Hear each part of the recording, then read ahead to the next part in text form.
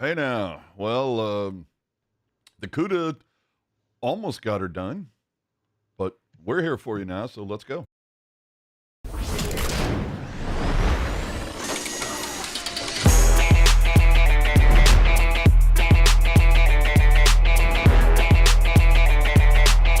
Can't stop addicted to the shindig.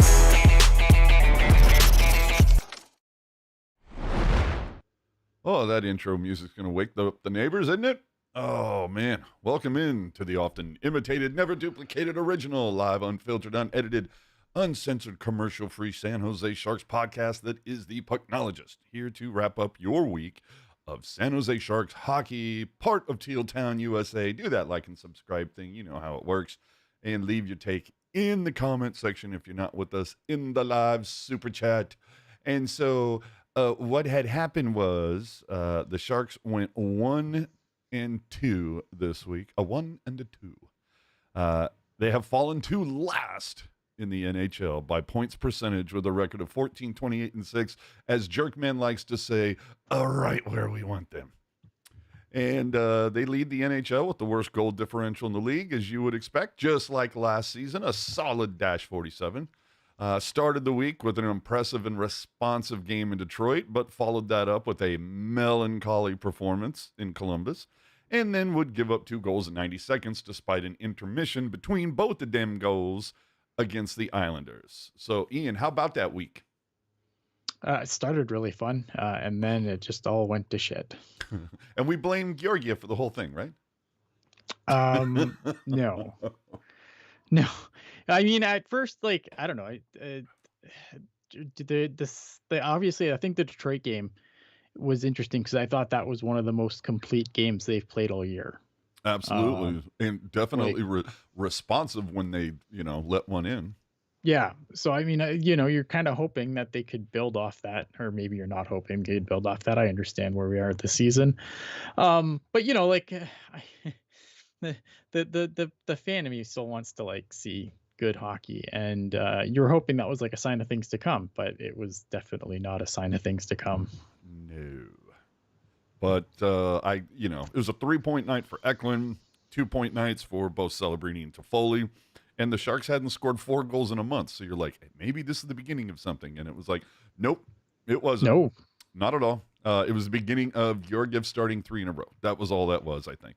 Yes. But Will Smith and Mark Edward did get on the score sheet, so you love to see that. And you're kind of like, maybe we keep Vlasic in. All 3 games he's played in had been wins. And, they, put that fire out later in the week. But somehow the Sharks sweeping the Red Wings this season, whatever, and score 4 of 5. Even strength, power play, shorty, empty net. What? Yeah. I mean, Detroit has had a pretty not great year. Obviously, we just saw that had a coaching change where they bring back Todd McLellan. And I think for the Red Wings, I think, San Jose was they were on a roll. And I think that the Sharks are going to be a trap team for some teams. And I think for Detroit, it absolutely was, because they did not take... I thought they took the Sharks pretty lightly. I don't think they were overly fantastic. The only thing that really stood out to me was how much trouble the Sharks had with the boards in Detroit, which kind of surprised me because their boards are set up the same way. And why is that? Because of Todd McLellan. Yeah. And dude, I mean, both of Tarasenko's goals look like mirror images of each other. Yeah. And, one of them coming off those boards. So dude. And you would have thought that I understand the whole trap game aspect of it, but you would have thought T-Mac had money on the board for this one. Yeah, apparently he wanted to have a practice and they couldn't. Oh, yeah, on Sunday he was all tilted. Because stupid CBA. Yeah, stupid CBA wouldn't let him have a practice, so they kind of had that built-in excuse, I guess. But I think, look at Todd McLellan's coming in there. He's got to kind of get a system going. I think for a while though, he tried to just loosen them up and get them to just play hockey, because it's hard. To come in mid-season and implement a new system, it's going to take time. And I think now that they kind of got, everyone's kind of feeling good and everything, it makes it it makes it, but at some point you have to like buckle it down and start implementing a system. And I think that that's the phase where I think Detroit's at now, where Todd McClellan needs to start getting his systems kind of put in place and tighten things up a little bit. But this is a Sharks podcast, so I'm going to stop talking about the Red Wings. Yeah, enough about those guys. We're all rebuilding, people. Yeah. All right. So we'll move on to the Columbus game then. And when I saw Georgiev was starting again, I'm like, okay, this has to be the Sharks working to rehab this guy in hopes of having him moved at the deadline. You know what I mean? But it's not. Yeah, I know. Unfortunately, there's a flu bug going around the room. Apparently, Askarov's been hit pretty hard by it. I think I heard Rusanowski. I did not hear Rusanowski say this personally, but it was relayed that Rusanowski said that he had lost, like Askarov had actually lost weight because of it. So same about Vlasic too. Yeah. So if these guys are that sick, you probably don't want your future franchise goalie playing sick like that, especially if he's that sick. There's no point sticking him in there and letting him get shelled by this team who wasn't good. Like this Columbus game was bad, and I think there was no real talk about the flu during this game, but it kind of like retroactively makes a little more sense, because I thought like after that Detroit game, this was a complete 180. Oh, like everyone that wasn't wearing a 70 on their sweater forgot how to play hockey. Dude, I mean, it was like two or the best you can do down 2-0 after one period is 2 shots on goal in the second. Yeah. It was bad. Well, and what's funny is that it was actually reported on the intermission as just during the broadcast, they said just 1, but then, you go and you look at the stats a day later, somehow they got credited for 2. Then again, the broadcast also said that the Sharks had a 3-0 lead after 2 periods and bemoaned the shot clock, not the shot counter. And, dude even got the score wrong on Twitter.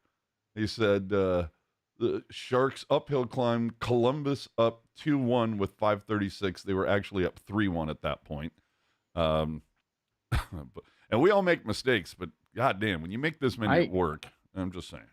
I think, yeah, I mean, that's like, I don't know, man. Like, I'm sure people, I mean, I know I've seen the notes. I know we're going to get there, but I'm sure people are really thrilled that this is the quality of broadcast that they have to pay X more for now.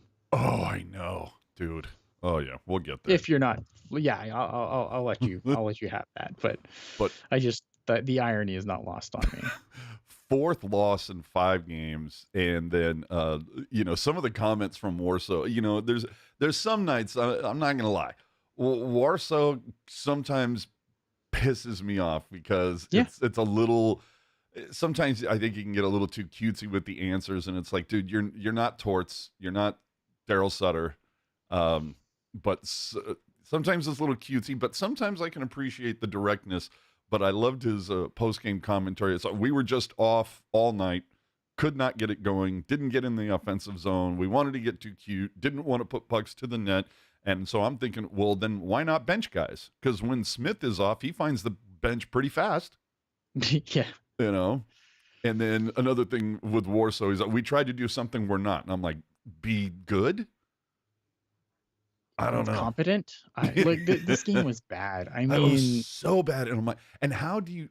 I could see this in the first month, but we're over halfway through. Yeah. So I don't know. I mean, again, I don't know how much like the illness does make sense. It kind of like finding that out kind of was like, okay, this kind of makes sense now, because like they weren't like this. This was a brutal game. I remember like.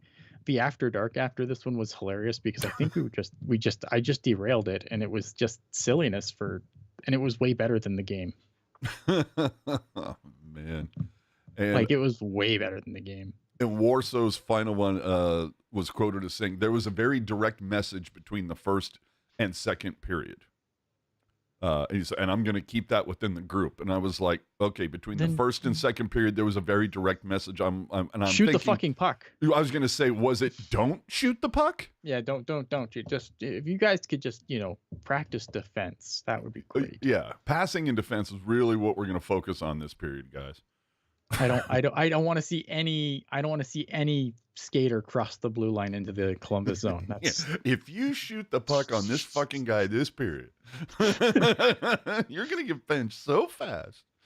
Hey, Jerry F., good to see you, buddy. Thank you for the super chat. Nice that you're able to join us live this week. That's cool, buddy. Michael's saying, what if the Sharks aren't trying to take and are actually just a bad hockey team? they are a bad hockey team. They are. Well, I know, but like, can't two things be true? I mean, you ice this team. I don't know. Yeah, And- yeah. Like this team was never going to be good. Like there is no prayer. Like you look up and down this lineup.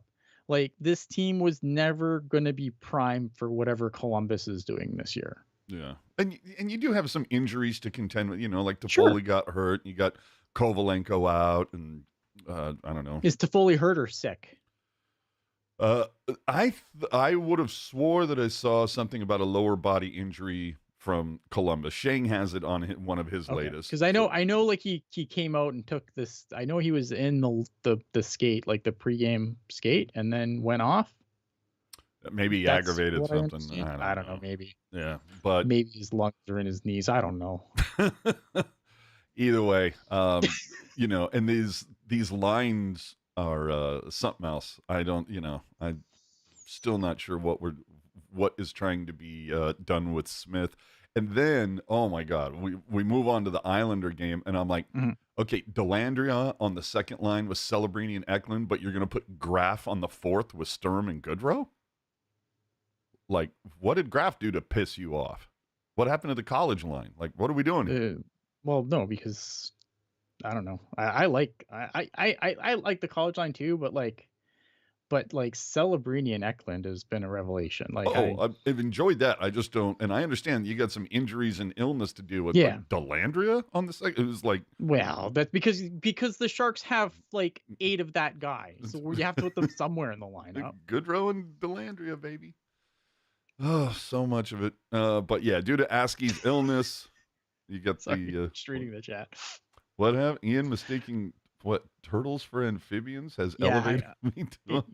So on the thing, because I have my fingerless gloves, and and Hank was basically saying I was Casey Jones, and then we got into it about whether I thought being an amphibian was meaning you could live above or below water, and it's not. Oh, I got it. And so I derailed into a whole Ninja Turtle thing. I Googled it on air, like, hey Google, give me the fucking answer, and then it betrayed me on air, and it was bad. Oh no, now it's gonna try and do it again. Don't do it. Stop.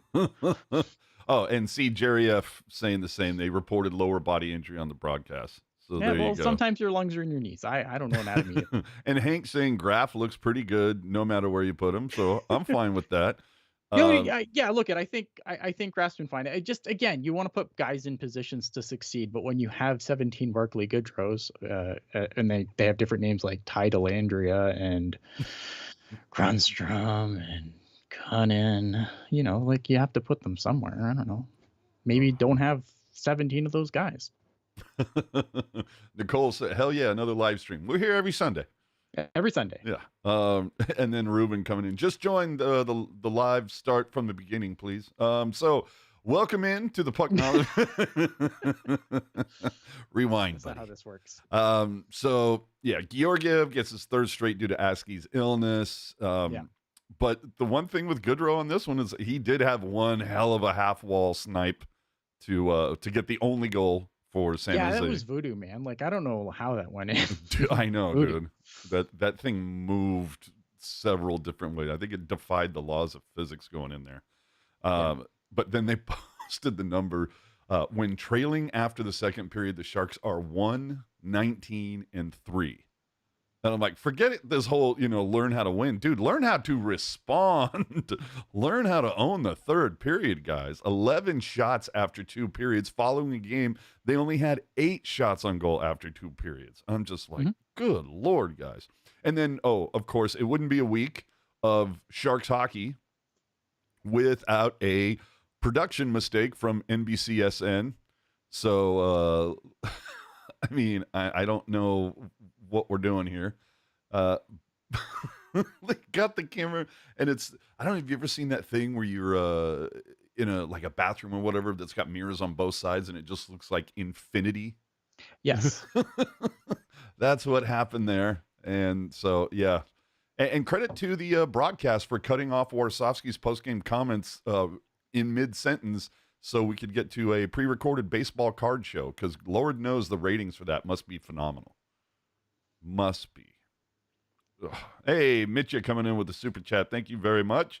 Just joined. Hey now. Hey now. Hey now. All right. So, dude, in the last 10 games, Sharks are 3-7. During those 10, dating back to December 28th, Sharks have scored more than 2 goals once.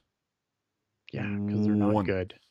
Like, dude, when I'm at a casino rolling dice, one time, like, that's fine. 10 games and you've scored more than 2 goals once? Oh, the power play this week, 1 for 5. So good news, 20%. That's usually pretty decent. The bad news, you only drew 5 power plays in 3 games? You have to have the puck. Oh, that's right. You can't draw penalties if you don't have the puck. Oh, and especially if you don't feel like shooting it. Yes. Burge coming in with the super chat. Thank you. Some good news. Vegas lost 3 times last week. Fuck Vegas. Oh, man. Nice. But are they still in first? Yeah, the answer to that question is yes. Yeah. In their division. In the Pacific. Yeah. But I think a week ago they were like top of the heap. But anyway, the PK this week, 5 for 6. Good news, 83%. Bad news, none of the teams needed a power play to beat you this week. What are we going to do? Small victories. So let's get to the applaud or fraud. I think there's a couple different ways to go this week, but I'm just going to say, and probably maybe to bake everybody's noodle, I'm going to go Georgiev this week. I mean, dude, in his last 4 games, he's got a .916 save percentage, got hung out to dry by some of the players in front of him, but to post .916 when he came in, to quote Joe Namath from Monday Night Football, struggling. Yeah. Oof. So I don't think he was particularly good yesterday, but I don't hate that pick. I think he's been fine. He wasn't supposed to play yesterday, remember? Right. I think he's been fine. I don't think he's been spectacular. I think he's been fine. I mean, I'm glad that the word of Askarov being sick, because I was getting really tilted by Askarov not playing. Yeah. Why is he here? You know? Like what are we doing? Mm-hmm. Because I just don't think that Georgiev, you're going to rehab this dude's fucking image by March 4th or whatever the fuck the date is for the trade deadline. Mm-hmm. There's no rehabbing this guy. Yeah. There's no way a playoff team is going to look at how a team like Colorado shitted with years of their window with this guy and be like, you know what? I can fix him. And how's Blackwood doing? Does he still have just one loss in the last month? As far as I know, he's been fantastic. Yeah, of course. I mean, I feel good for that, but I just don't think there's gonna be a market for this guy to trade. Maybe somebody takes him as a 3rd option or something, but again, the Sharks can't retain salary on him, so you're gonna get another team involved, and I don't know, is it worth it at that point? I don't know. Man, it's tough. I'm also gonna give an applaud, a stock up for Vlasic. He played every game he had played in up until what was that? I think a Columbus game that Sharks had won. And played in his 100th NHL game, all with the same team. Only Lidstrom had done that. Yeah, I mean that is something for sure. That's applaud worthy. And then you got Eklund, 3 goals, 3 assists, 6 points in the last 6 games. So I mean that's if you're playing a point per game, yeah, you're gonna get an applaud for that. Is there anybody else that you want to give it an applaud to? Oh, William Eklund, man. Okay. William Eklund's the fucking GOAT. And I will take no further questions. He's great. He's the GOAT. I don't every line he's on clicks. Like that seems to be the thing lately. Like whatever line he's on seems to be the line that goes. That's like obviously he's with Celebrini and that does help being with Celebrini, but I just feel like He's again, finding like it. this He's finding it. he's wherever you put him, it seems like he clicks with whoever you put him with, and he's great. And it's just been such a coming out party for William Eklund, and yeah, he's it. A couple of questions here. First off, from California Cruising, Mhm. can they send Georgiev down to the A? Sure, they can. You'd have to clear waivers, but yeah, absolutely. And- He doesn't have a no move, so Does anybody have any doubt whatsoever that he would not clear waivers? no, he'd clear. No one's taking $5 million. Well, it's like $5 million, right? For Georgiev, like no one's taking on $5 million for their third goalie. Yeah, but again, though, if the point here is to get another number one pick, keep playing Georgiev, buddy. I think you can play Askarov and still get the same result. Yeah, potentially. Like because it's not goaltending that's sinking this team. This team isn't good. Yeah, this team isn't good enough as a whole. And but the thing that by really playing got Askarov- you is when you saw Wallman out for some time. Oof. Yeah. Man, that was tough.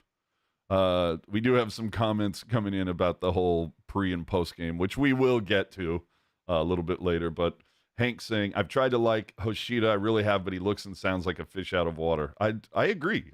He seems so uncomfortable in that job. Georgiev's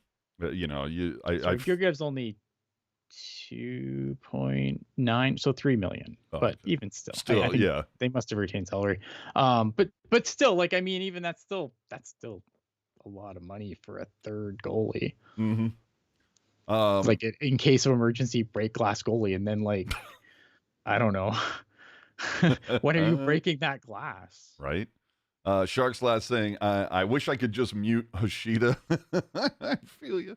So I love me some Ted and Nick Nolenberger when they're on. At least we have them both very professional. Well, I mean, I've said it before. I think it's tough when Hoshida is with Ramey because they're both hosts.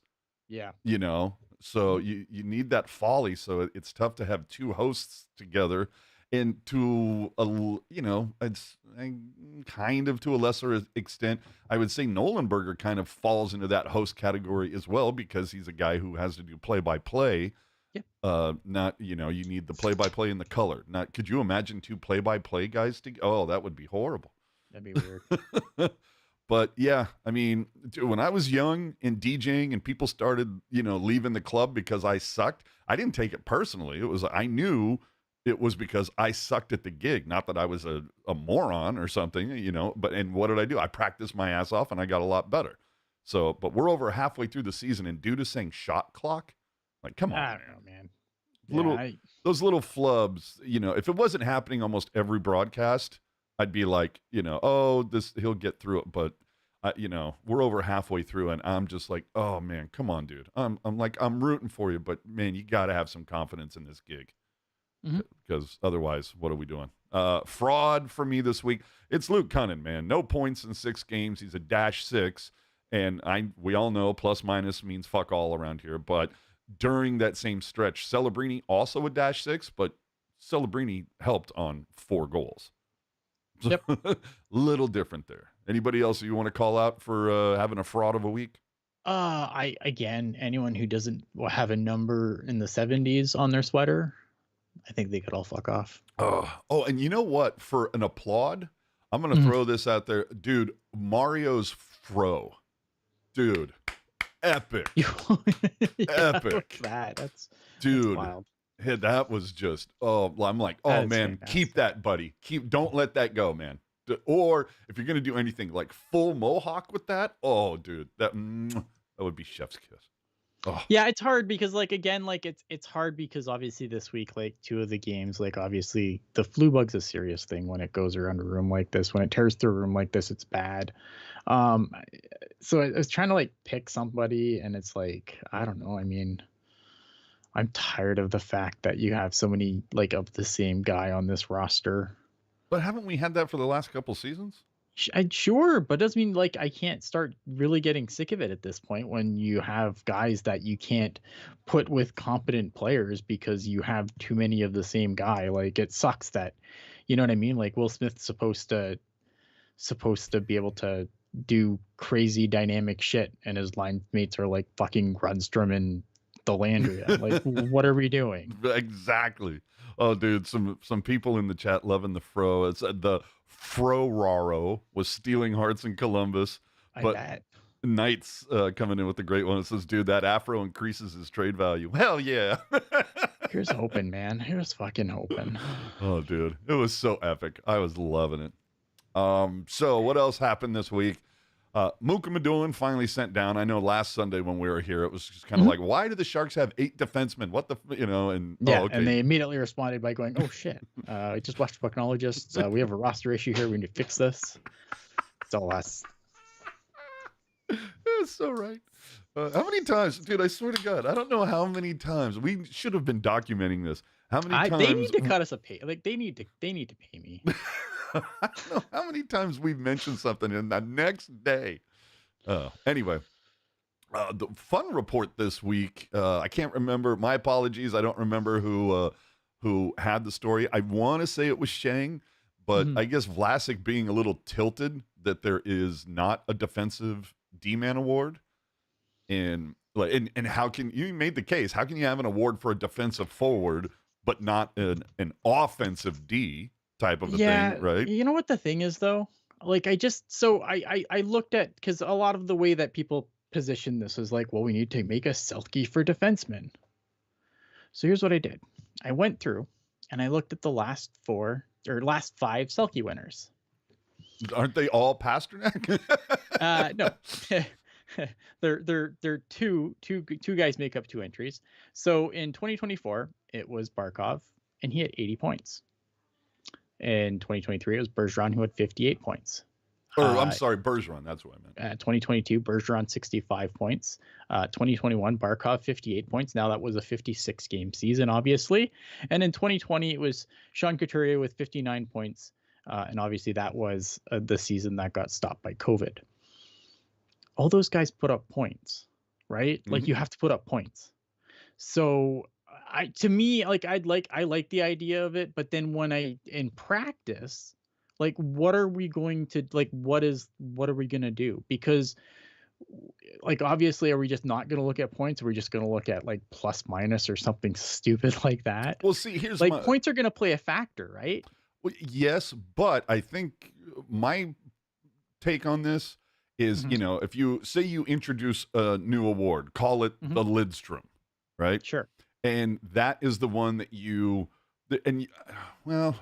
I think it's kind of jacked up to like make it a de facto award, like oh crap, what's not the Vezina, but the one it's just the Jennings. Yeah, that's a default award, right? Like the goalies with the 2 best, like that's the goal, the team best save percentage.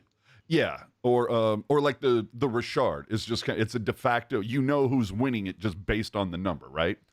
So maybe you have a Lidstrom award that is a default award that whatever defenseman has the most points at the end of the season, they get the Lidstrom, and then the Norris then focuses on somebody. Like maybe it's an easy award to calculate. Like how did the guys that he played against do? Like I remember a series against Colorado. Anytime Peter Forsberg was on the ice, Scott Hannon was his shadow. I don't think Forsberg had more than an assist that entire series.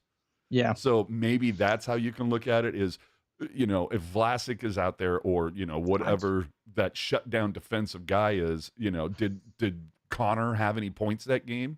Right. But then you see that, but that's I'm glad you brought that up though. Because let's look at like if you look at like you talk about Nick Lidstrom, right? Like because a lot of people like they'll look at like, well, Erik Karlsson won the Norris, right? And that's like their entire perception of the Norris is, well, yeah, he put up 1 million points, right? Sure. But like Nick Lidstrom famously couldn't play in his own zone. Really? Is that a thing that we really think when he dominated? Like, you know what I mean? Like I just feel like if you're looking at like at some point points are going to come into a factor here, because I think you're still going to be they're still going to look at points. So at that point, isn't it just the Norris? Because like with a few exceptions, like Cale Makar, horrible in his own zone, like all these guys, they play half the game. they're on the ice. They're playing they're playing against top competition. It's not like most of these guys that have won the Norris, like it's not like they don't play defense. True that. They play the toughest. Like it's just, I think it's an interesting idea when you look at it, but I think when you really go beneath the surface, you're like, what are we really doing here? I don't know. Because again, like these Norris guys, like most of them can play defense. Like yes, there are going to be exceptions where there's a few people that win that are absolutely horrid in their own zone. But for the most part, like again, Nick Lidstrom had that trophy for a fucking decade or more. And no one ever said, oh yeah, well, he puts up a lot of points, but can't rely on that guy in your own zone. True. Well, you know what? We were wrong to get into this. This is the type of shit that we need to save for the off season, right?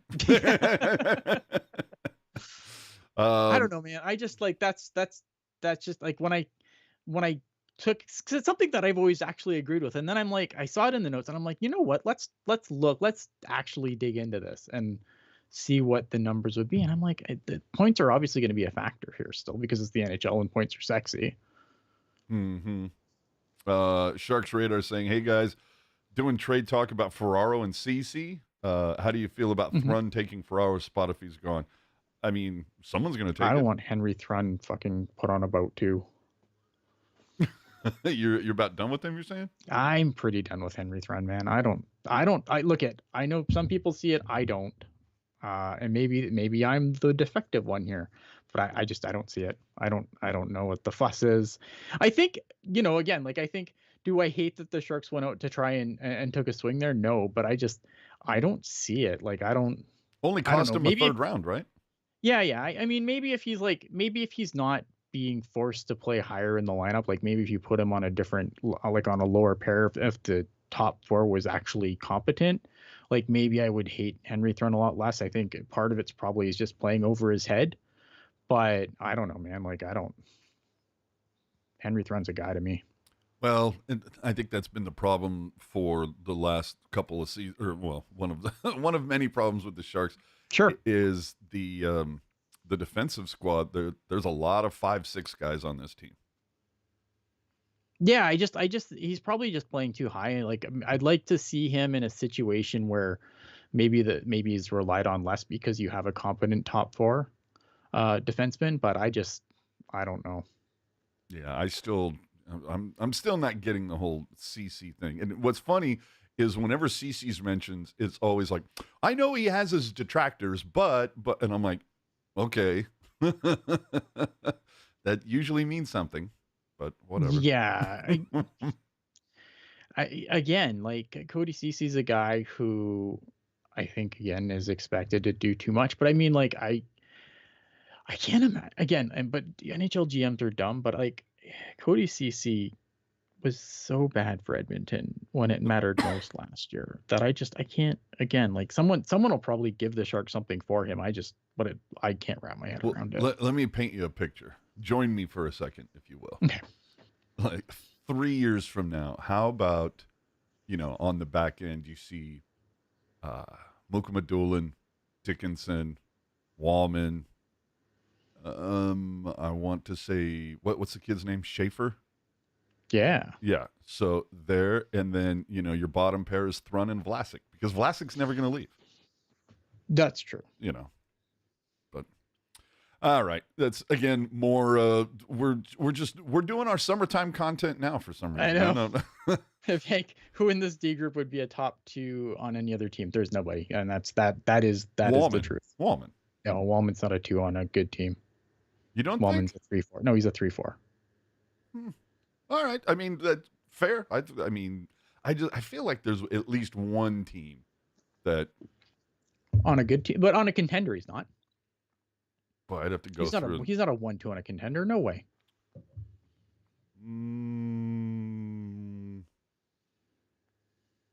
Jersey? Not a chance. All right. Again, off-season content. Not a chance. And then Puck Guy bringing up Cagnoni, but yeah. Tyga saying, well, Cagnoni's small. I mean, He's gonna have like yeah. I think again like he's a guy who I like him, but again I don't think he's not gonna be your 1-2. Yeah, no, definitely not a 1-2. But if he's a power play specialist and Yeah. can play 4-5 somewhere in there, then Yeah, yeah, you play 4-5, run PP2. I think that's. I think yeah, he's like a 4-5 run PP2 guy. That's where I would think his ceiling is. yeah. And hey, that's all I'm looking for. Sometimes you need those guys. Oh man, so Comcast raised the price of watching NBCSN, evidently the RSN. So everybody that the local teams go through, Sharks, Giants, Warriors, Athletics, the price evidently only went up on Comcast. There weren't any changes with like DirecTV or YouTube TV or anything like that. But the best part of the article was, as more customers have canceled TV subscriptions with the rise of streaming, much has been made about the financial model in which those subscribers who don't watch sports incur the cost of those fees with sports fans. And I'm like, what about all the other channels that people don't watch but pay to subsidize, like the home shopping channels, the 108 music channels, the 87 foreign language channels? And don't misunderstand, I think those channels should be there for those who want them, and they can pay for them. I don't want to subsidize it. I would like a lower bill. But just like Sure. the Merc or the Athletic or whatever, if you want that content, you have to pay for it. But boy, I'll tell you, I just think TV, like the whole model of television, is just so archaic at this point. well, to me, there's a very somewhat easy solution, and I don't know why anybody hasn't like cracked this code yet. I like, especially Apple, like I need to be able to, subscribe. Just let me subscribe to my shows, if you will. Like YouTube basically already has this. Like if I subscribe to a channel, if there's a new episode from that channel, I'm alerted. I know about it, right? I should just bring up a menu and it goes, here's all the stuff that you're subscribed to. If this one has 2 new episodes, this has a new episode, blah blah blah. And when I hit on the episode, I don't have to sit there and go, oh shit, was that on Peacock? Was it on Hulu? Which one was it? It Right. just automatically dumps me there. And with sports, it just kind of like needs to be the same thing. I want to subscribe to the Sharks. I don't care if they're on ESPN or this RSN or this platform. Just show me the damn game. And then, they keep coming out with different platforms. It used to be everything was on NBC. Well, now some are on ESPN, some are on TNT. And it's just, and you wonder why people keep flying the pirate flag. It's just so annoying. I see a couple comments that I want to get to, which we will. I'm checking them off here. Let's see here. If you live in the Bay Area, can you get NBC Sports Bay Area on YouTube TV? Absolutely. That's what I have YouTube TV. That's what I watch. But the really funny thing about this article was also reported costs related to regional sports networks have increased dramatically. And I'm like, what? NBC fired a ton of people last September in order to cut costs. Because the sports rights have gone up so much. Yeah, like to buy the rights to the regional deal, those prices have gone up significantly. Not the Sharks, no, mind you, because the Sharks have been locked into the same deal since 24 years there ago. was pyramids being built when the Sharks made their TV deal that's apparently still somehow going. So, but all the but the rights costs have gone up through the roof for sure. Yeah, that part I can deal with, but it's like they cut so much cost by firing so many people. Yeah, letting the professionals go, and now the inmates are running the asylum. But I got to tell you, I was thinking about it. I'm like, 10 years ago, there was us. We were, it was us and Dudes on Hockey. But Dudes on Hockey, they don't do video, and to be quite frank, they're not the most consistent in a release schedule. Like I said, we're here every Sunday. My point is, maybe the podcasts just need to do we need pre and post shows anymore? No, and I think that's why, they're so useless now. Like that's what everyone always says. Like, oh, the intermission shows, like, go on Canadian Twitter during Hockey Night in Canada. Oh, what is this intermission nonsense? I've always said this, and I'll say it again just for prosperity's sake. The reason why intermissions, no one gives a shit about intermission anymore, is because that's when you used to get the news. That's when you used to get all the hot rumors and everything else. Now I have this wonderful little device here, and it tells me all the news the second it happens. I don't have to wait for intermission for Drew to tell me the latest Sharks rumors. I had it the second it came out. Yeah. Okay. That's a great point. And my point about like post game, if they're going to keep truncating the commentary and not give us the whole thing where you have to like go to their social media channel to get everything that was said, or you have to read an article or whatever, then what's the point of watching the post game, especially when After Dark is on? You know what I'm saying? That's what I'm saying. And you could, like, we can talk about whether reptiles are amphibians, like if turtles or reptiles or amphibians. You're not going to get that from fucking Alan Hoshi. I can tell you that right fucking now. Excuse me. Oh man. The Athletic reported that attendance is up over last year for the Sharks. I think it's pretty safe to say we call that the Macklin bump. Yeah, of course, yeah, 100%. Only up 1.8%. They're still at the bottom of that list, but it's better than worse. So I feel like the more love and attention that Celebrini gets, if I'm the Sharks, I'm surprised that, and I understand, like, you want to balance things. You don't want to give people Macklin fatigue, but goddamn, man, like, where's the funny Macklin commercial? He's the only fucking person on this team worth watching half the time, other than Eklund. Yeah, but and the kid seems like he's got a personality. Like when he did the up close thing with the camera and everything like that. Like, man, find some funny writers, a funny marketing company. Let's get this kid into some commercials and celebrate this stuff. Again, I don't know.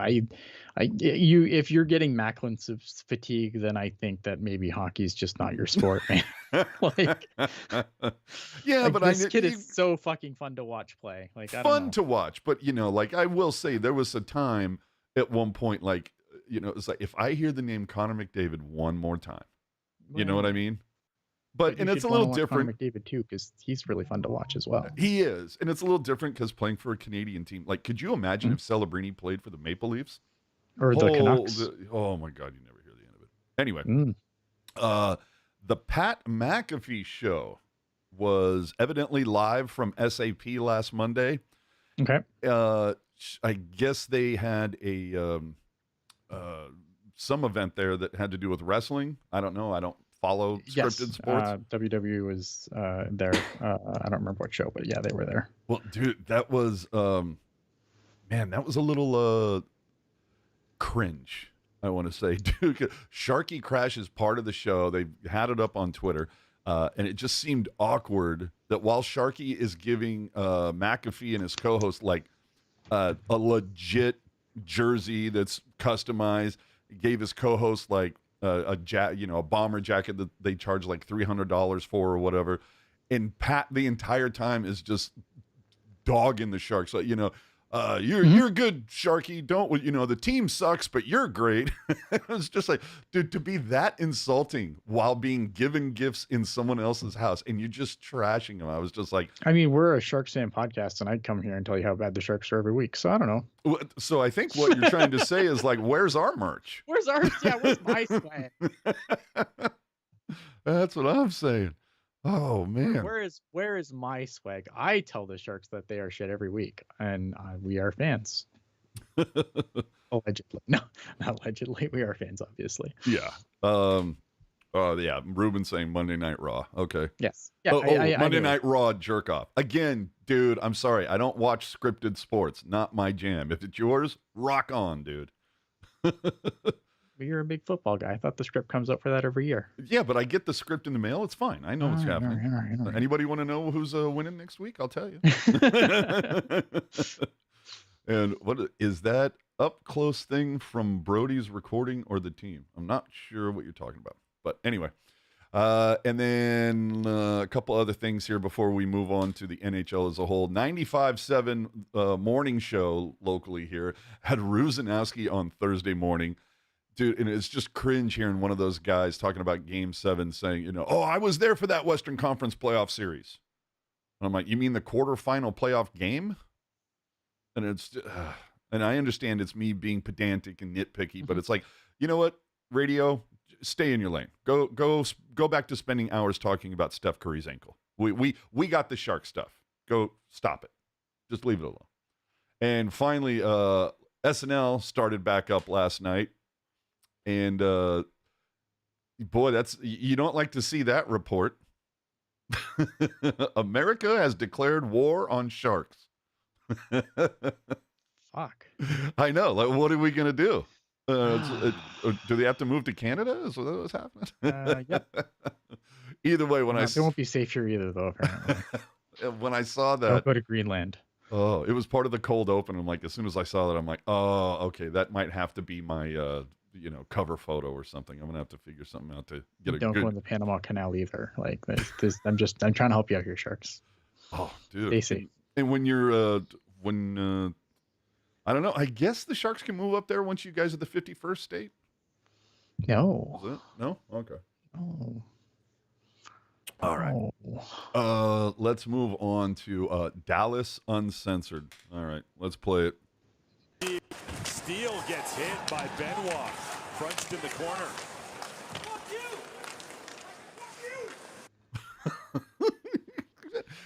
I want those hot mics. Fuck you, fuck you. And from what I understand, that was a player and an official. I love it. You can't tell me that AJ doesn't laugh like Austin Powers?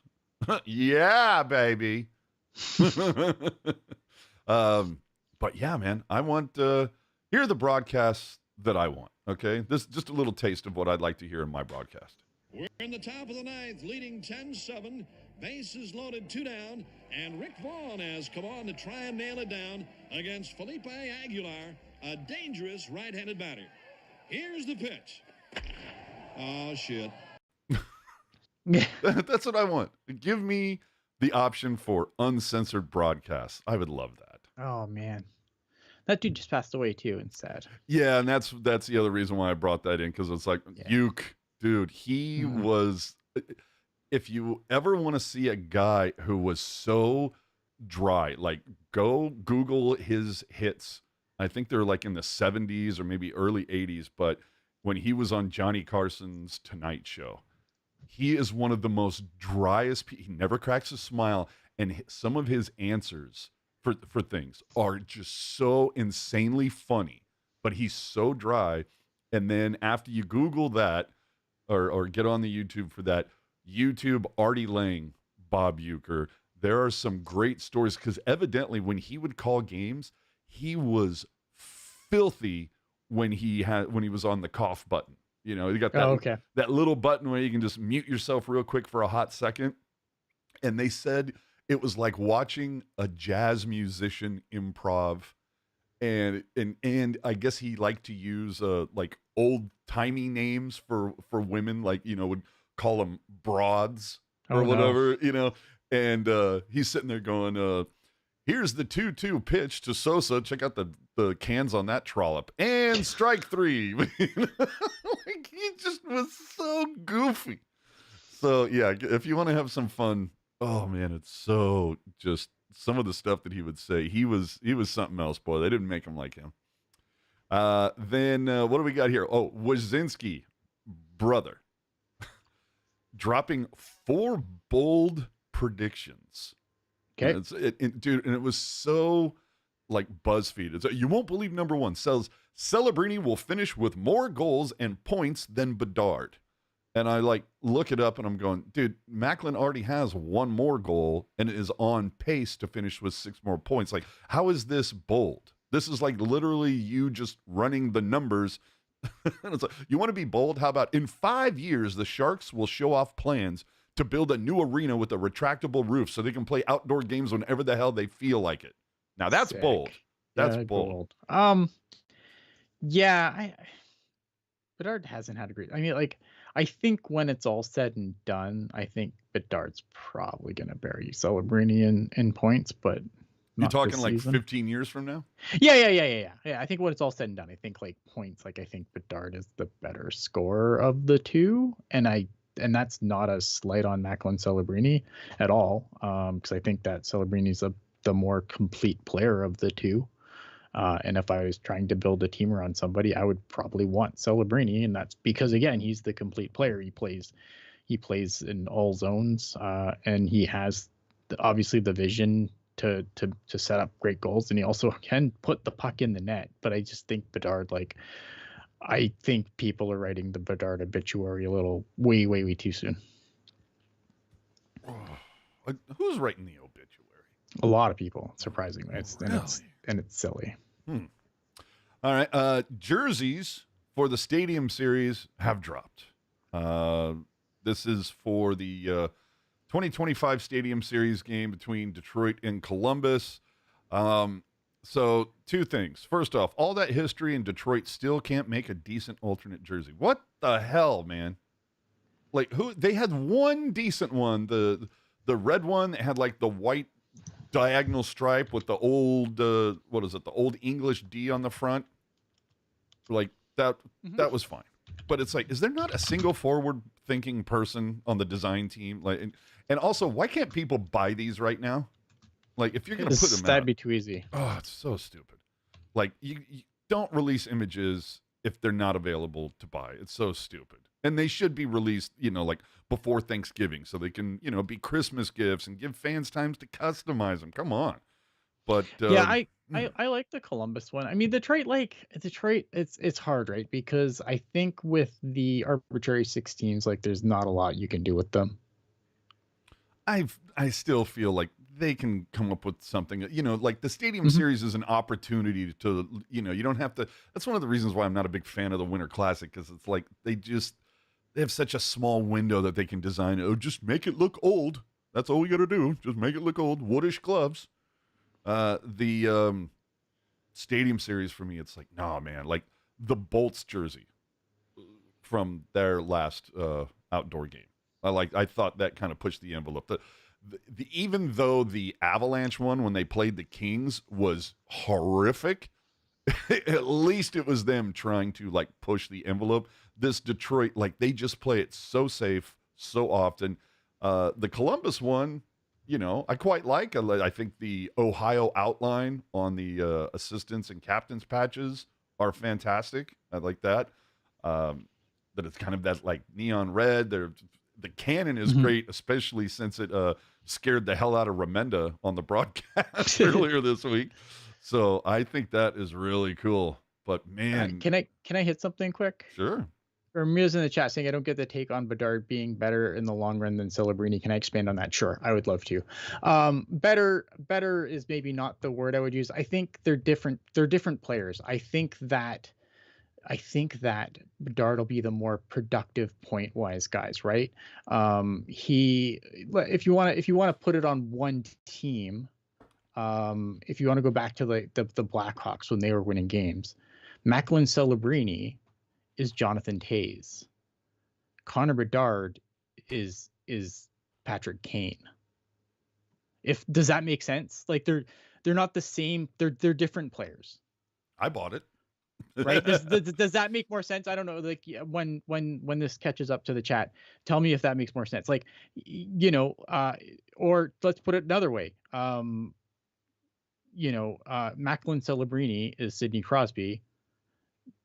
Connor Bedard is, again, and I think they're not one-to-one comparisons, obviously. Connor Bedard is Ovi? Alex Ovechkin. Like, they're two totally different. They're both good, and you could argue which one's better. I would probably want Sidney Crosby being the most complete player. Again, very similar to how Macklin Celebrini is a complete player, but Alex Ovechkin's going to break the goal record. There you go. Right? Mm-hmm. No, I think that's the perfect way to put that together. That's how. So I hope that makes more sense. Maybe better isn't the right word. I just think more. I think Connor Bedard will be the more productive of the two points wise. That's all. Now, I had this in the notes, and I couldn't remember if we hit it last week. Did we talk about the idea of alternating series? Yes. Like in baseball, we did cover that last week?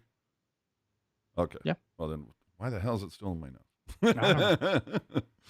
All right. So, yeah, either way, I don't, with the jersey thing, my biggest thing is, even if they look, if they're not appealing, if they're ugly, whatever, at the very least, they have to be available the day that you show the photos. I don't get that part. Yeah, League, I don't get it. Yeah, I don't get it either, man. Like, get it together. yeah, it's dumb. How is it that the players know how to put money on the board? The league leaves their money on the table. I don't understand. All right, let's, there was a couple quick ones that oops, not there. Here we go. Sorry, everybody. All right. Couple questions I did see that I wanted to talk about Sure. as we, and this is why I waited. Watch this. Ooh, Barracuda.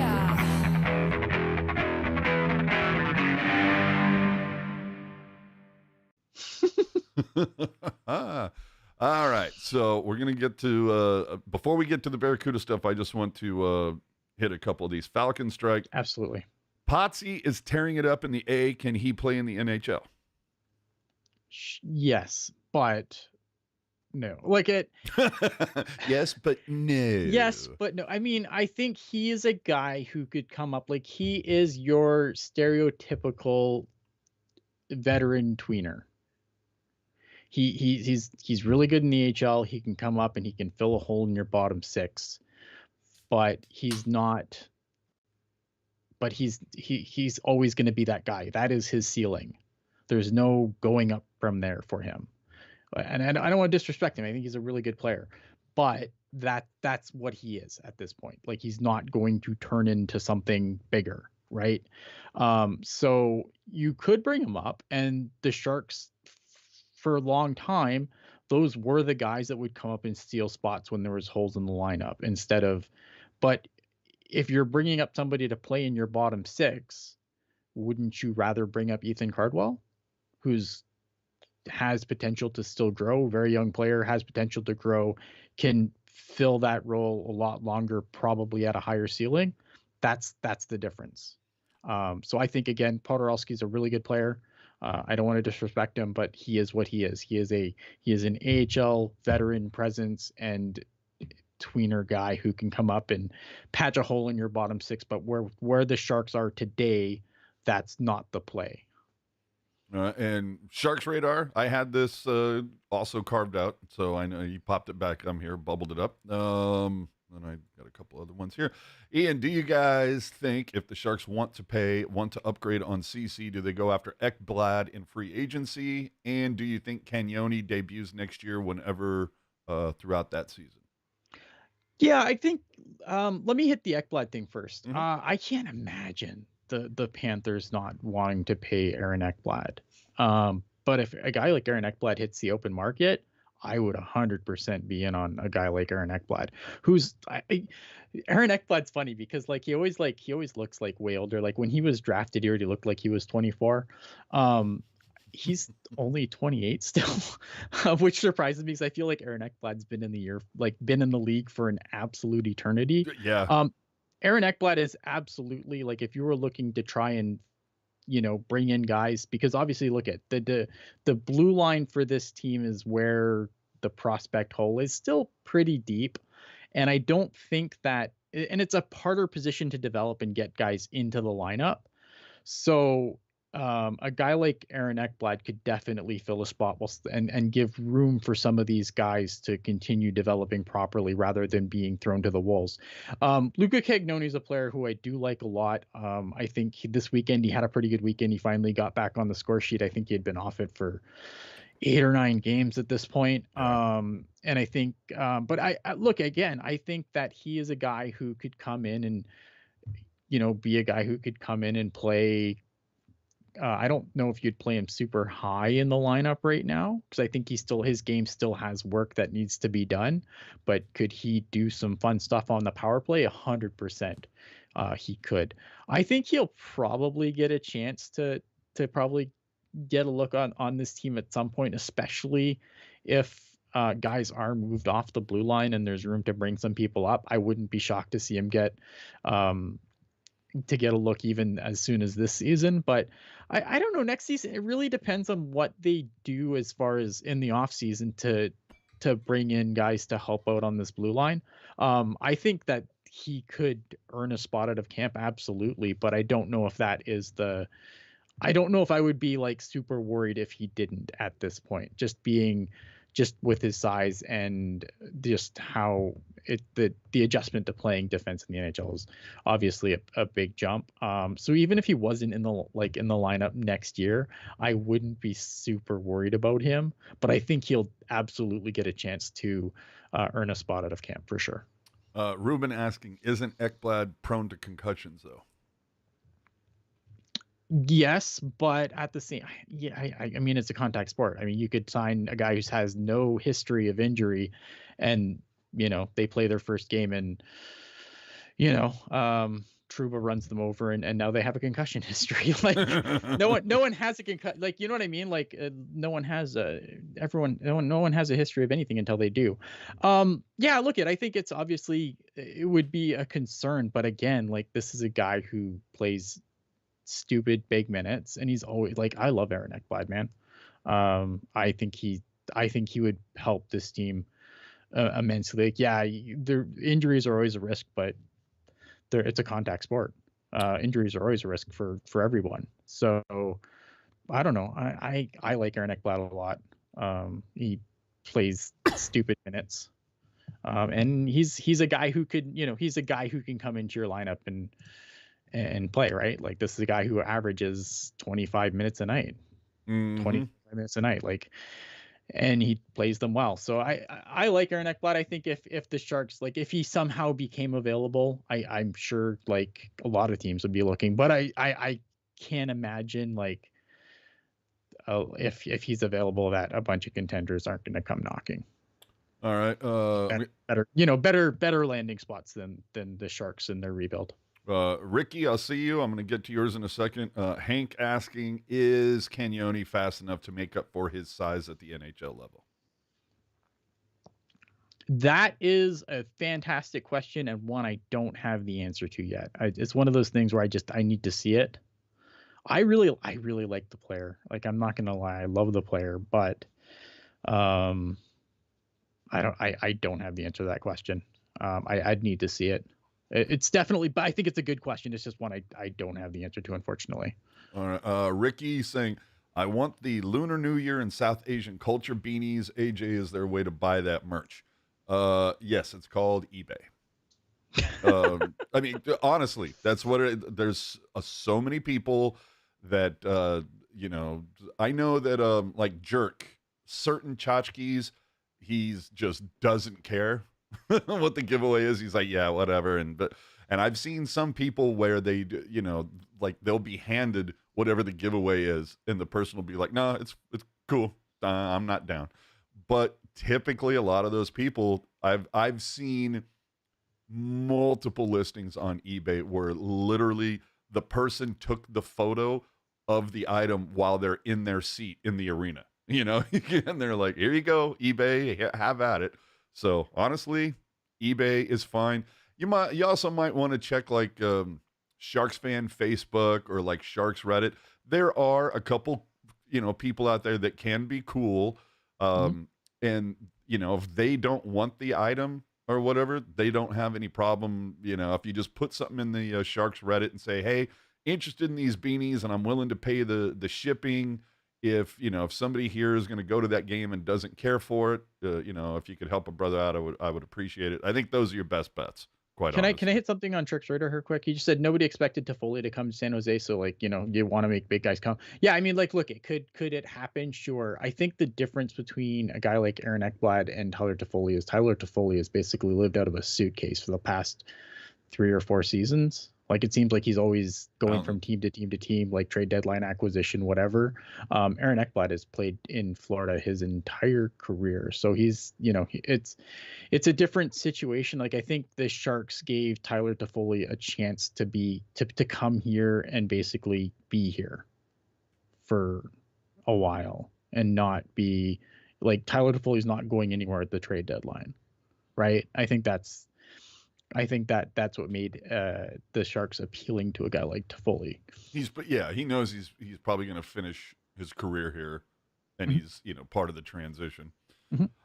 Let's get to how the CUDA did this week. It wasn't good. No, it hasn't been good. Damn it, It hasn't been Askarov! Why good. do you have to be up?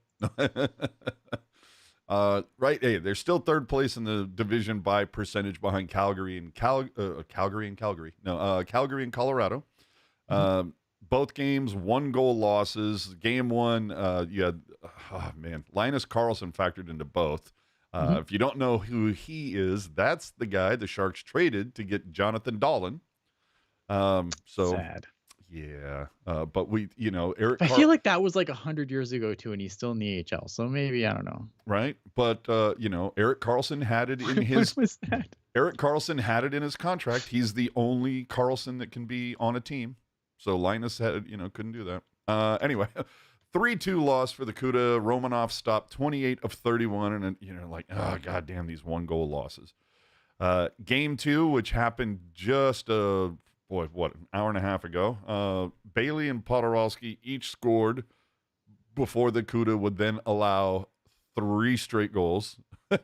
Cagnoni, the aforementioned, got it tied back. Cardwell would take back the lead. Potsy has a 4-point night, but that damn Linus scored again. And in the final minute, Abbotsford would score the game winner. Not the greatest night for Gabriel Carrier, who stopped 24 of 29. This week, the CUDA are going to begin an obnoxiously awesome homestand. I mean, on Wednesday, the Firebirds are in San Jose. Dude, that's going to be fun. And then, dude, the Toronto Marlies. Have they ever been in San Jose? I that's a fantastic question. I don't recall them ever being here, but I know we played there. I want to go back. Can I go back to Linus Karlsson for a second? Oh, Because sure. I have seen like some of this. Oh, the Sharks gave him away.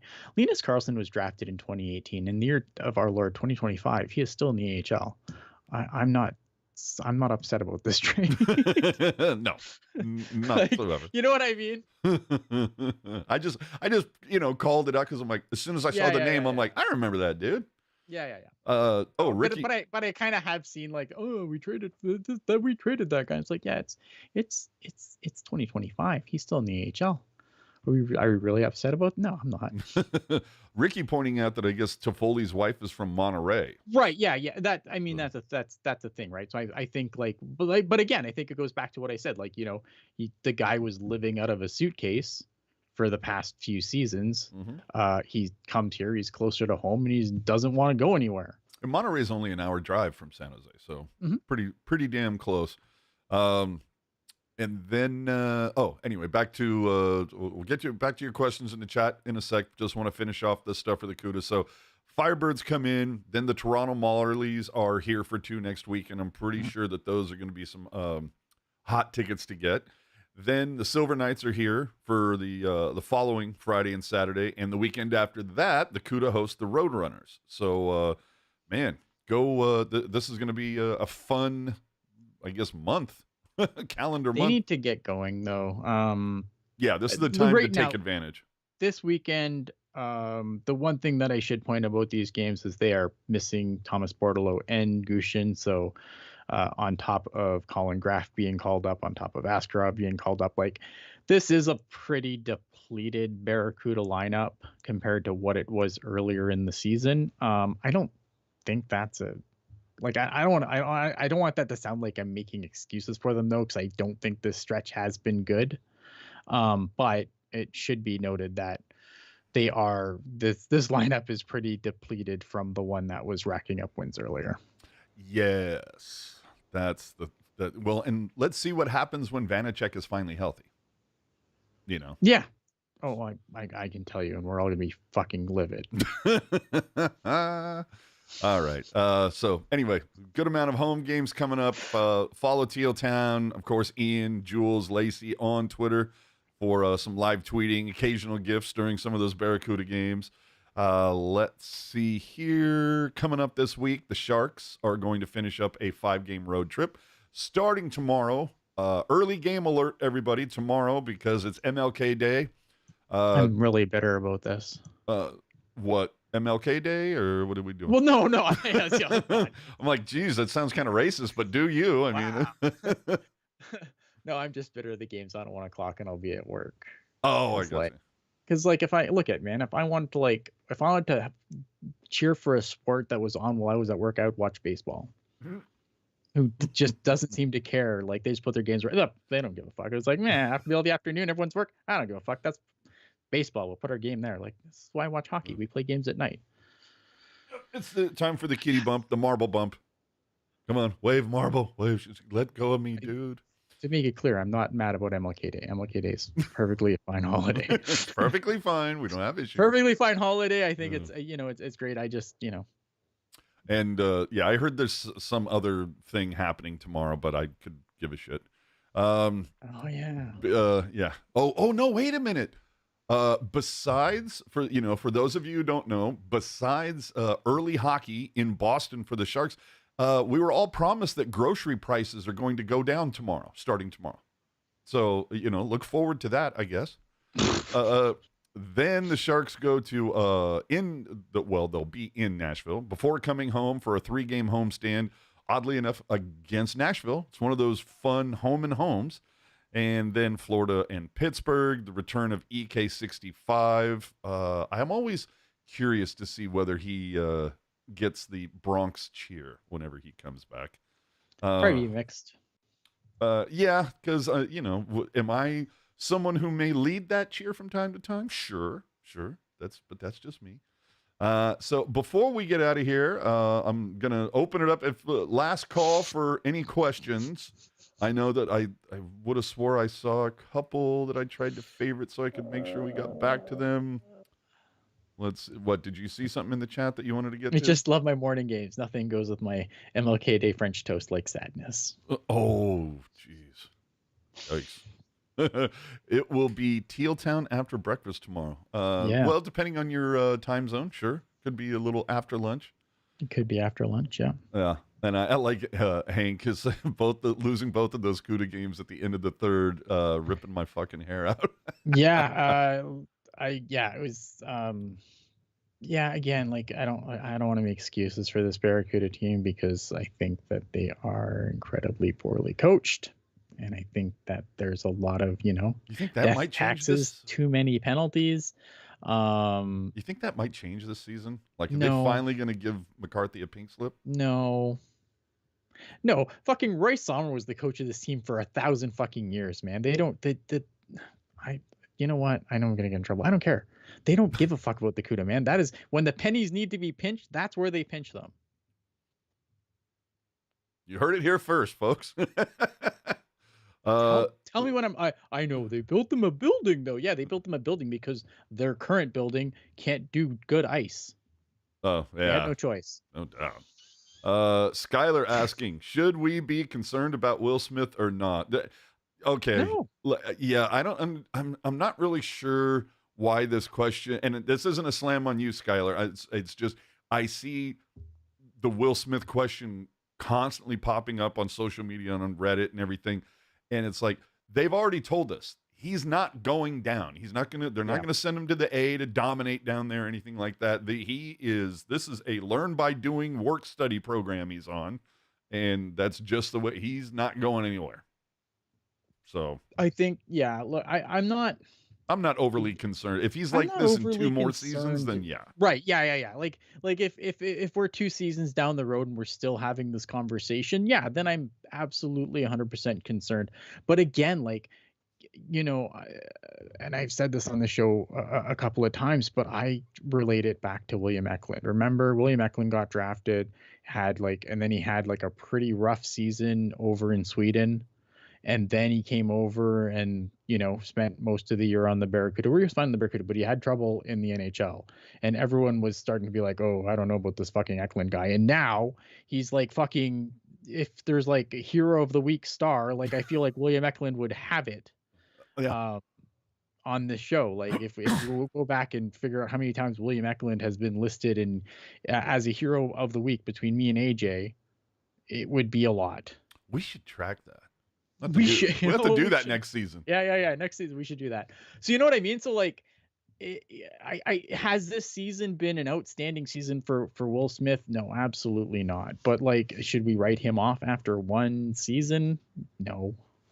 Yeah, I think fourth overall pick, right? Yep. Yeah, I'm wondering if it's, I don't know, and the fact that he keeps getting compared to Celebrini, I don't think that's fair. That's the problem, right? Because he comes on the scene at the same time as Macklin Celebrini, and you look at Macklin Celebrini, who is a much more complete player and a better player than Will Smith, flat out, and whose game has adapted a lot quicker.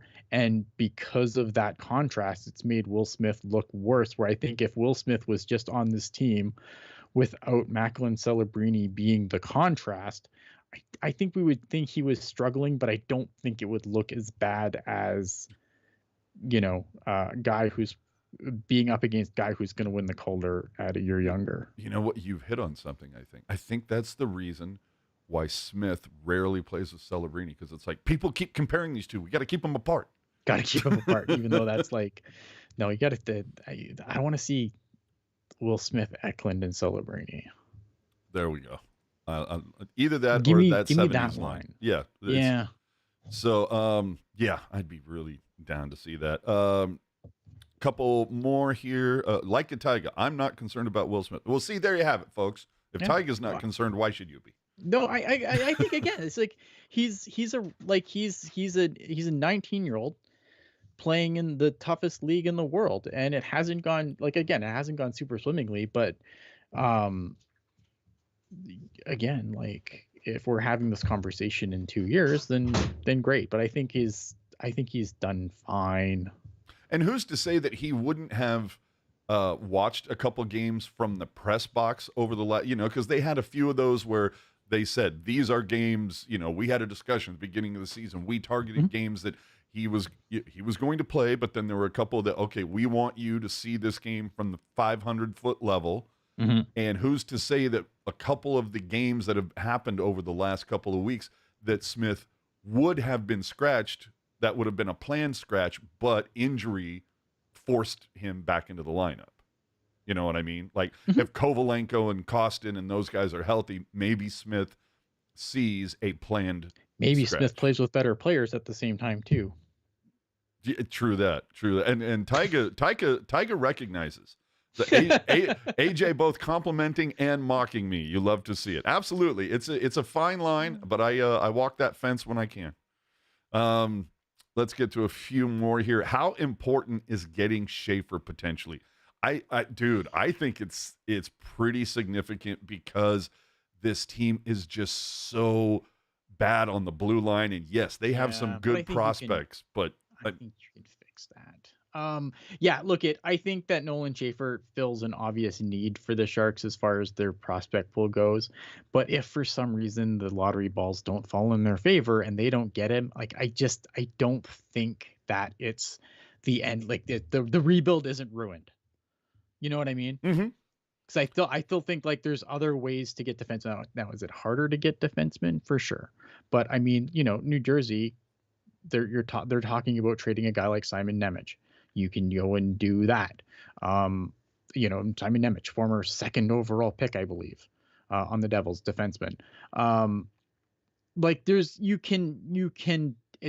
You don't have I think relying on the draft completely to rebuild will never end in success. You're always going to have to supplement your lineup through other ways, be that free agency, be that trades. So I think that getting Nolan Schaefer, I think would definitely help the rebuild. I don't think the rebuild's over if, it's ruined, we're fucked. It would accelerate it. Yeah, it would accelerate it, but it's not going to put the brakes on it. It's not. Yeah, I have enough faith in Mike Grier that he will, adapt in other ways to try and plug that hole. Yeah. Well, Tyga's saying we got 4 names here that I will butcher all of them. Martone, Misa, Hagens, Schaefer. Hagens, yep. Hagens. Schaefer. Okay. Hagens. There's a lot of options, some choice there. I still. Yeah, and this draft isn't like. I think Schaefer is like the number one. I think he would be the number one need for the Sharks, but I don't think there's like this draft. Like there's 4 guys that could go first, and I don't think I would even blink. Well, Ricky's saying D-men are easier to pick up in free agency, which, I mean, I understand that, but you know how you build dynasties, draft and develop, baby. Yeah, but you can't rely on the draft 100%. Like, of course not. No, you can't. Like, if your goal is we're just going to draft this team, like then yes, then this thing will take 100 years. Tim Burke has proven that beyond the shadow of a doubt. Without a doubt. I just think that like if you go back and you look at how some of the teams are built, like they weren't all built through the draft. They had to also make trades. They had to do things in free agency. And like I don't think like not getting Matthew Schaefer though, like it wouldn't be like, I don't think it wouldn't be like last year where if you didn't get Celebrini, you didn't get Celebrini. And like there's other players that are going to be good in that draft, but I don't think like there's a clear number one this year with separation from everyone else. There's like a cluster of guys who could all go first overall. And I don't think too many people would be like, oh, well, that's terrible. What's that team doing? Right. Like, I don't think this draft is going to be like, it's very top heavy. Like, I think the top of it's nice. I think again, regardless of where the Sharks draft, they're going to get a really good player, but you're not missing out on Bedard. You're not missing out on Celebrini. It's not that kind of draft. Yeah. Hot Wheels saying Nemec should have been in the Timo trade to begin with. Jersey was never going to let that happen. He was actually playing for them. Yeah, that was never going to happen at the time. I think if you make the Timo Meier trade now, maybe, but at the time there was no chance they were giving it Simon Nemec. California Cruisins, no mention of Beestead tonight. Well, Jules isn't on, so he's fine. Molasses isn't here trying to fucking turn my crank right now, so. He's poking the bear. Let's see here. Fun question. No All-Star game this year. Who would you pick to represent the Sharks? I assume Ian picks Eklund. I'm sending Cunnin. Now that's not funny. Yeah, Eklund or Celebrini. It's gotta be one or the other. Yeah. And it's probably, and let's be honest, it's probably Celebrini. Of course. But like Eklund would be a nice choice too. But it's probably Celebrini. The fact that there are 2 guys that would go, I think you're kind of like, well, at least we have a couple. Dude, the last year, I was like, who the hell do you send? Because wasn't Hurdle injured at that point? Yeah, you could send Granlund too. I think Granlund would be also in that conversation. But it's going to be Celebrini, right? Because Celebrini is the new Sax. Yeah. So man. And let's see. I thought I had a couple other here before we get out. I want to try to make sure I get all the fun ones out of the way. Oh, okay. This caused some stir in the chat earlier, but from Ramirez. And I just like this because, everything goes through Toronto. Do you guys think the Sharks will benefit from Toronto this upcoming offseason? Does Toronto blow up the core so we can maybe scoop up one of their players? I mean, we have the Sharks have a history of making some deals with Toronto. Yeah, I mean it's going to be fascinating, but I feel like every time, like, haven't we been talking about this core being blown up for the past like 17 years? It feels like. Yeah. Like I feel like every year we're talking about this core being blown up and it never happens. They change general managers, it never happens. I mean, like, look, would it be cool if the Sharks could scoop somebody like that up? And again, I think like you can't just build this through the draft. You have to build this through free agency. I think if one of their young guys becomes available, I don't know if I want Mitch Marner, but Mitch Marner is a good player. Like Mike Ridley should like make a phone call, Oh right? yeah, you kick the tires. I have it all the time. But like I don't know, like I feel like we've been talking about this forever and it just never happens. Yeah. Well, and what's funny is Ricky saying, "This is a Sharks podcast. There's more than enough Toronto speculation media. We don't need to do that." Yeah, but I'm up here and it's all I know. So Yeah.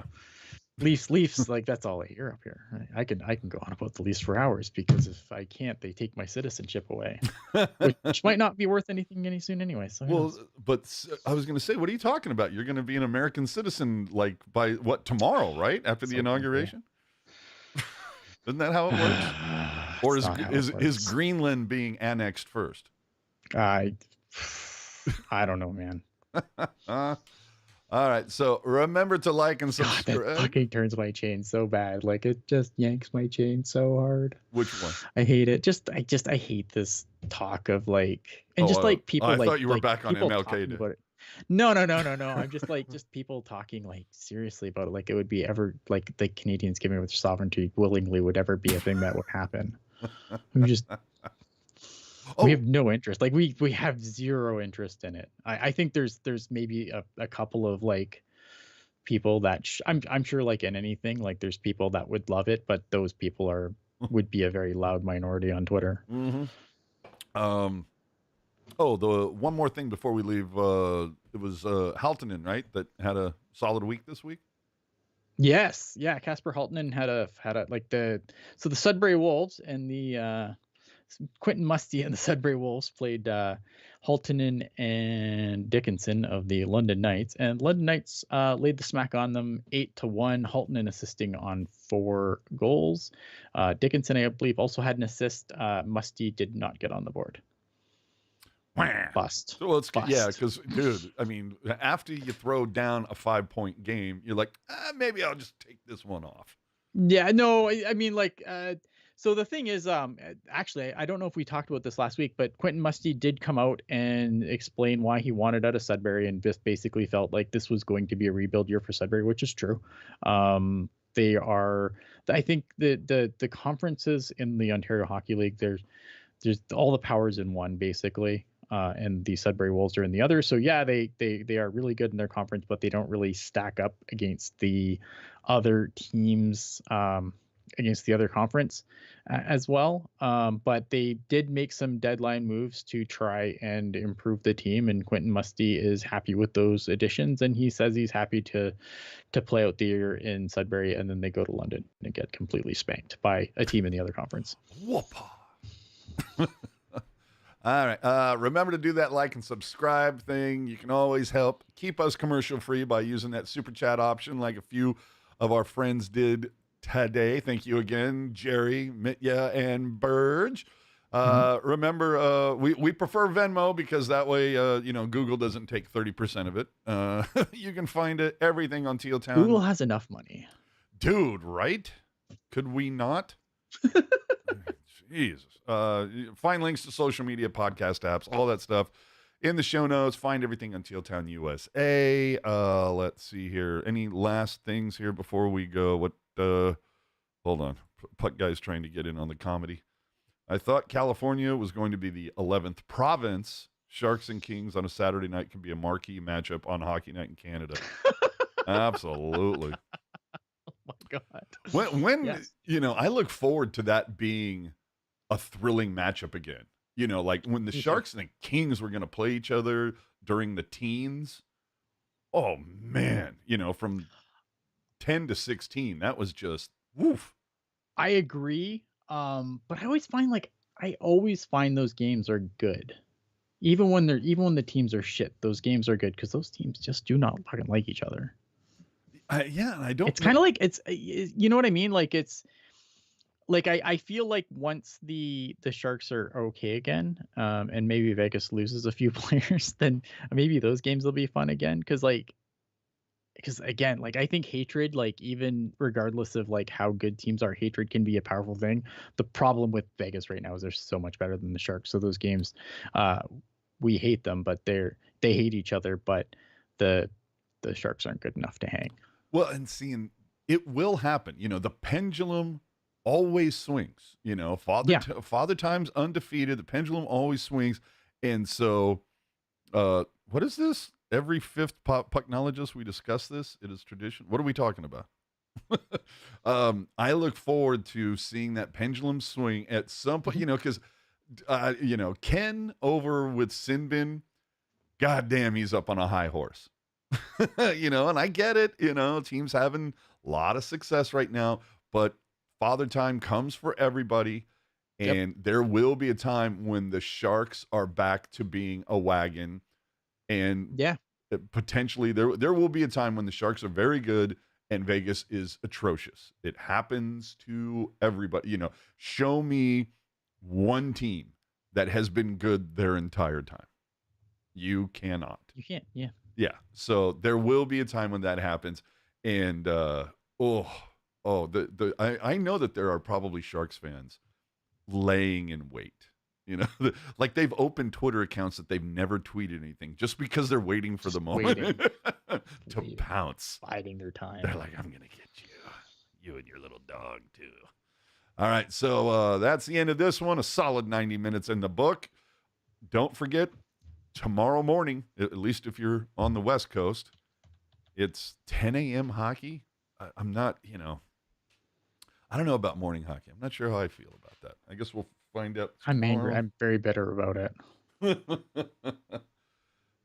And then, a couple more, the back-to-back with Nashville. It could be another tough week for San Jose before they get home, but we're going to see. I just want them to get, obviously, let's get this flu bug through the room, and then let's get that over with so I can be like, yeah, this team sucks, and there's just no excuse anymore. Right. Let's get the excuses out of the way.